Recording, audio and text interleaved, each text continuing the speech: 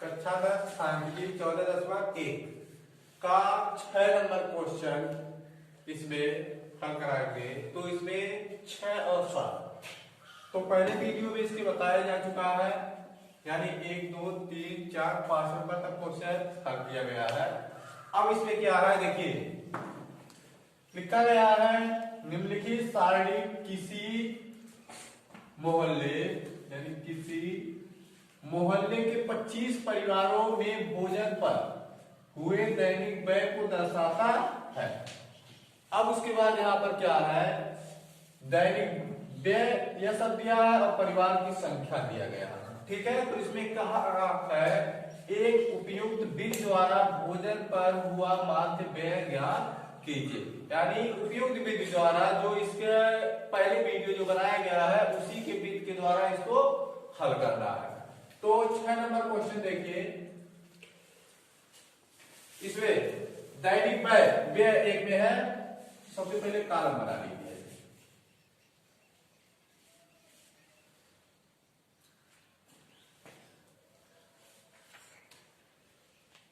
यानी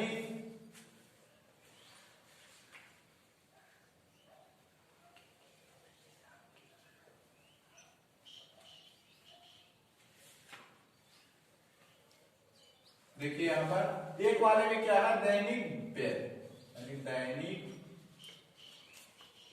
व्यय यानी दैनिक क्या व्यय मतलब क्या होता है, खर्च। यानी दैनिक खर्च क्या है यहाँ पर। तो देखिए एक में दैनिक व्यय है, एक में दैनिक व्यय लिख दिए हैं। ठीक है, अब दूसरे में क्या है, परिवार की संख्या, परिवार की संख्या।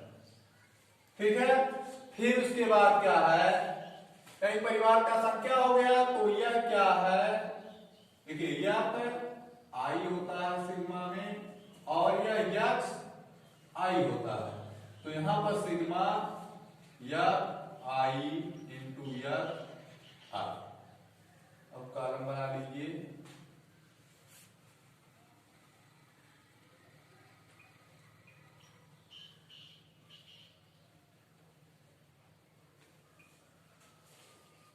वह सब यहां तक आ रहा है। अब उसके बाद इसमें क्या है कि 100 से 150 यानी 100 से 150, फिर 150 से 200, फिर 200 से 250, 250 से 300, फिर 300 से 350। अब एक में हम क्या लिखेंगे, योग, यानी इसका योग क्या होगा उसमें यहां पर लिखा जाएगा, यहां पर योग। ठीक है, देख लीजिए, यानी 150 यानी 100 से 150, 150 से 200, 200 से 250, 250 से 300, 300 से 350, यानी कितने कितने का अंतराल हुआ, 50 50 का अंतराल हो रहा है। अब हम क्या करेंगे इसमें, अब इसमें देखेंगे परिवार की संख्या, यानी परिवार की संख्या यानी 100 से 150 वाले में कितने परिवार हैं, 4 है। फिर 150 से 200 वाले में कितने परिवार हैं, 5। उसके बाद इसमें 12, फिर 2, फिर 2। ठीक है, उसके बाद यहां पर अब यक्स आई निकालना है। तो सबसे पहले यही चीज बताया गया है कि इसको जोड़ करके उसी का आधा कर देते हैं। तो 100 और 100 यानी 250, यानी 250 बटे 2, इसी का आधा करेंगे तो हो जाएगा 12 दूनी 24 और 2 पांचे 10। देखिए 2 एक 2, 2 दूनी 4, 1 बचा 2 पांचे 10, यानी आया कितना 125।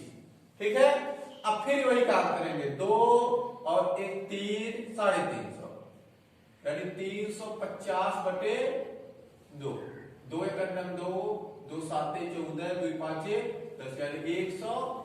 ध्यान से सुनिए, यहां पर जितने जितने का अंतराल है, कितने कितने का अंतराल है, 50 50 का अंतराल है। तो पहले जब जोड़ते हैं हम लोग तो उतना ही जितना आ जाए यहाँ पर। जैसे इसको जोड़ लिए, जोड़ने के बाद जो आया उसी का हम आधा कर देते हैं। आधा करने पर जो आया रहता है तब अंतराल जितने जितने रहता है उतने उतने बढ़ाते हुए चले जाइए, गड़बड़ नहीं होगा। जैसे 125 है, अब 50-50 का अंतराल है तो 50-50 अगर आप लोग जोड़ते हैं तो उसमें कोई गलती नहीं है।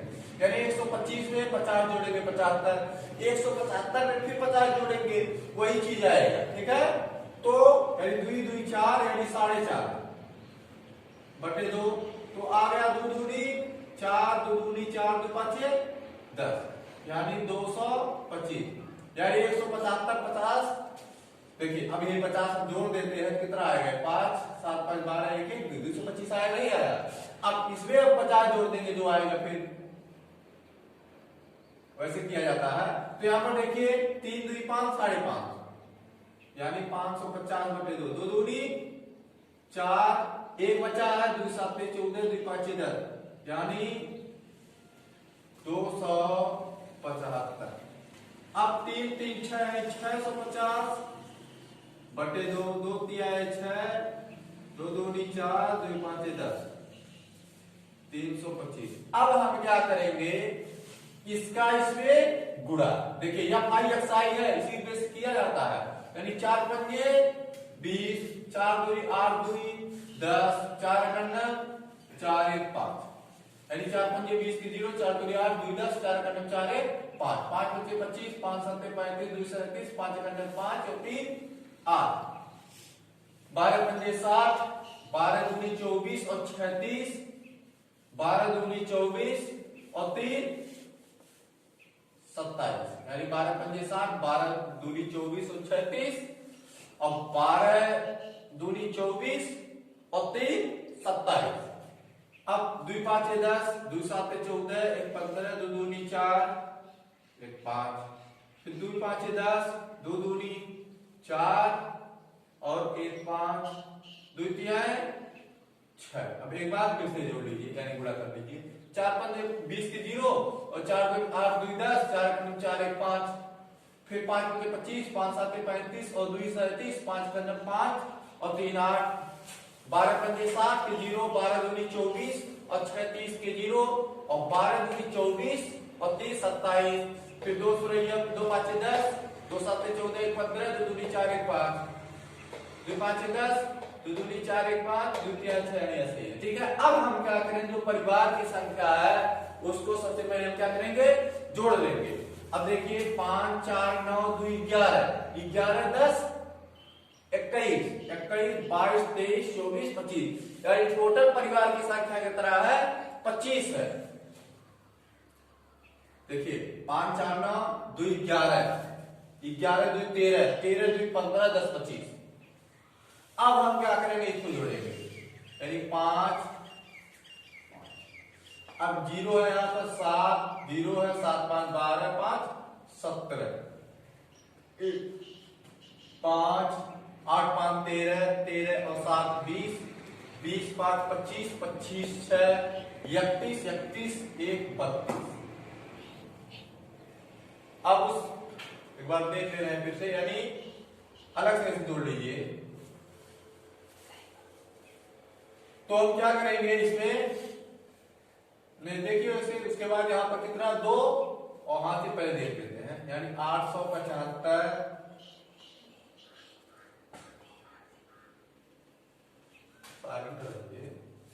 अब देखिए यहां पर कितना है 2700, उसके बाद 550, उसके बाद 650,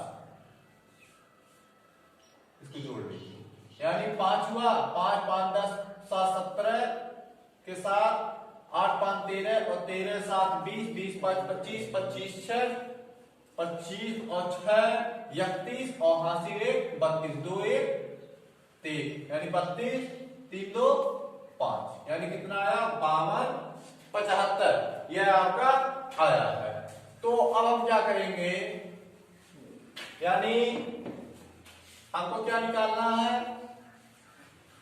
कह रहा है इसमें समांतर यानी माध्य बिंदु निकालना है, माध्य बिंदु यहां पर निकालना है। तो हम क्या करेंगे, तो तो माध्य निकालने के लिए यही निकाल दे रहे हैं। तो यानी माध्य यक्स बराबर क्या होता है, सिग्मा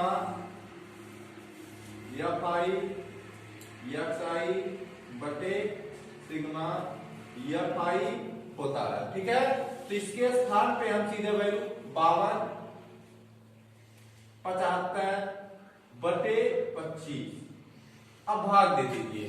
यानी जब भाग देंगे तो 25 दूनी 50 दुई आया और दुई बार 27 हुआ, 25 सेकंड में 25 देखिए इसे काट रहे हैं, 25 दूनी 50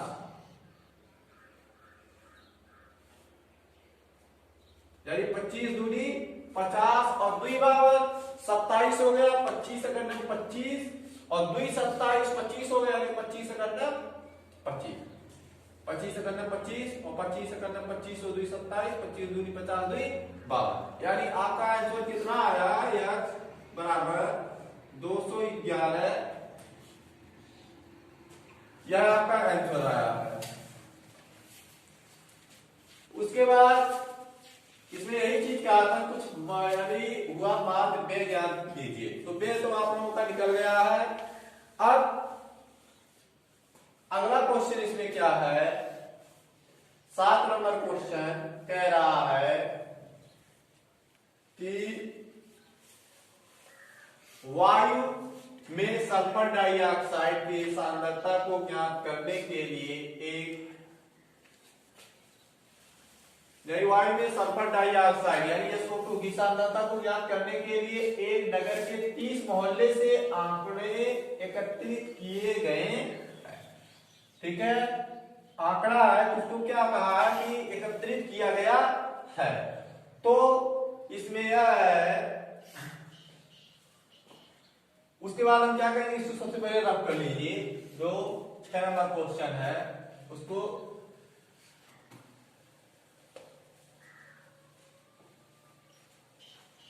अब देखिए, यानी क्या कहा है कि वायु में सल्फर डाइऑक्साइड, यानी सबसे पहले इसको कॉलम बना लीजिए।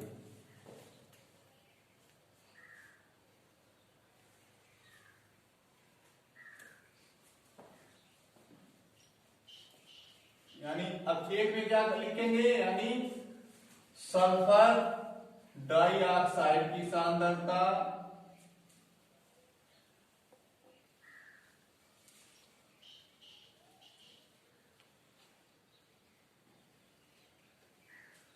यानी यहां पर सल्फर यानी SO2 की सांद्रता।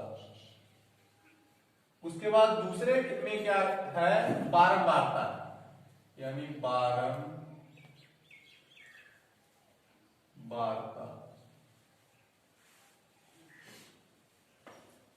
उसके बाद यानी एक में क्या होता है, सिग्मा एक्स आई और यह क्या होता है, सिग्मा एक्स आई। अब दोनों का गुणा होता है यानी एफ आई एक्स आई, यह चीज होता है।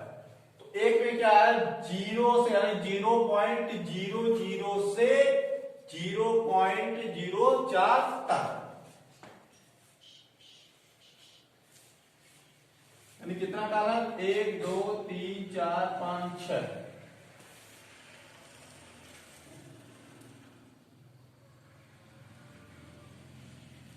यानी 1 2 3 4 5 6 और 1 7। अब उसके बाद देखिए, यानी 0.004 से 0.04 तक, यहां से यानी 0.00 से 0.04 तक। उसके बाद 0.04 से 0.08 तक, फिर 0.08 से 0.0 यानी 12 तक। उसके बाद 0.12 से 0.14 तक, फिर 0.14 से लेकर 0.18 14 4 18 नहीं गड़बड़ हो जाए, 12 4 यानी 12 और 4 16, उसके बाद 16 से 20 तक, उसके बाद 0.20 से 0.24 तक।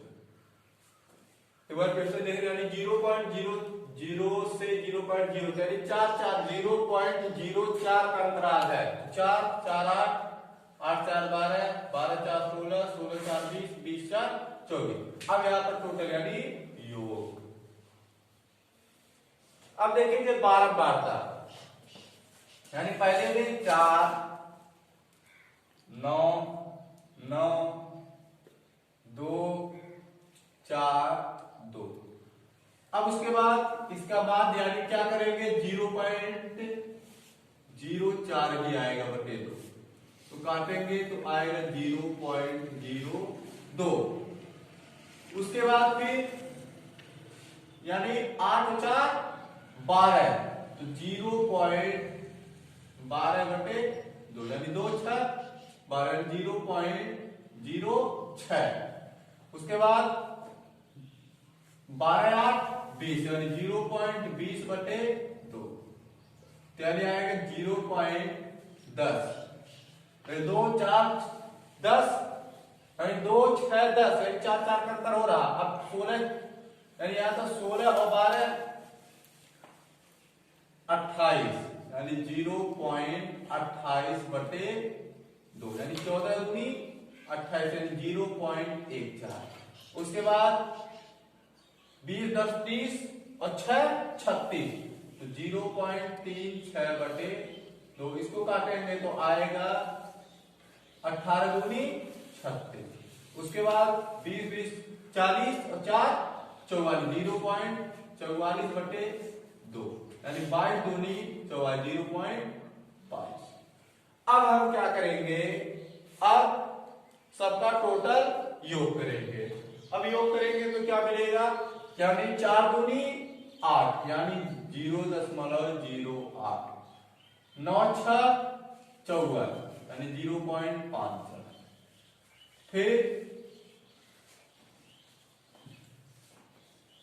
9 10 90, 14 दूनी 28, 18 4 8 32 और 4 के अंदर 4 और 3 7 0.0 18 74 यानी 22 दूनी 44। अब उसके बाद हम क्या करेंगे, सबका टोटल करेंगे यानी योग करेंगे, कितना आता है तो 9 9 18 2 20 4 24 24 2 26 26 और 4 30। देख लीजिए 9 18 2 20 4 24 25 26 4 30।